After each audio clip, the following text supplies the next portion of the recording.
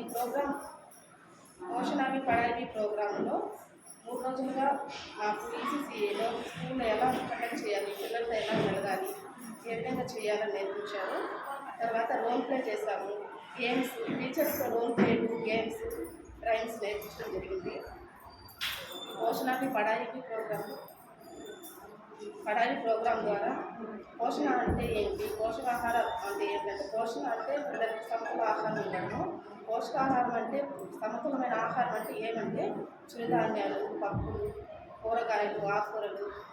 అంటే ఇంద్రధనుసులు ఎన్ని రంగులు ఉంటాయి, అలా రంగులు కూరగాయలు మనకు ఉంటాయి కాబట్టి అలాంటి రంగులు వారి ఆహారాన్ని తీసుకోవాలి, గర్భవతులు ఎలాంటి ఆహారం తీసుకోవాలి అనే విధంగా నేర్పించారు. ఈ కార్యక్రమం ద్వారా మాకు చాలా ఉపయోగకరంగా ఉంది.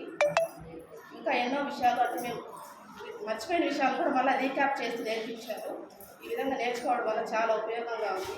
ఈ కార్యక్రమాన్ని పోషణాభి పడాయి కార్యక్రమం ద్వారా మాకు చాలా ఉపయోగకరంగా ఉంది.